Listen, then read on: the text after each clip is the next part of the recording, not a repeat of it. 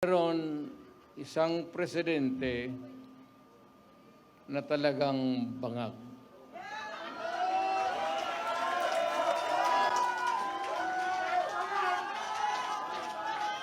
Hindi naman buang, pero yung bisyo ng droga, long term yan. Maging ulol si Marcos,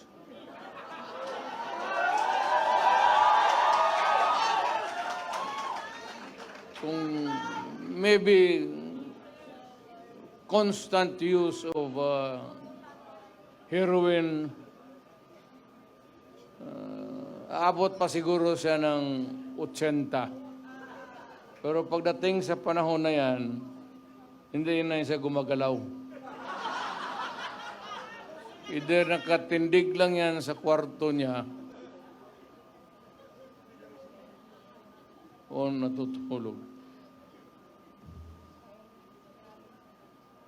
Ganito na lang. Marami tayong problema. I think the Marcos government has fallen short of the expectations. Ako, hindi ko ma-compare kasi pwede kong sabihin, mas mabuti siya ngayon kaysa aking panahon. I can even concede na ganon ang nangyayari. Pero it would not be a good reason for you to solve the problem just because you're doing right, more rights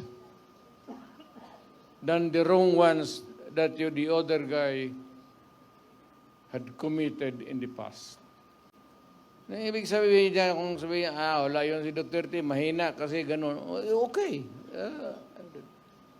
But it's not me. It's the Filipino people. Ang tignan mo ang Pilipino, huwag kang magturo dyan sa mga kalaban mo, kagaya ko, kasi ako, hindi na ako kandidato.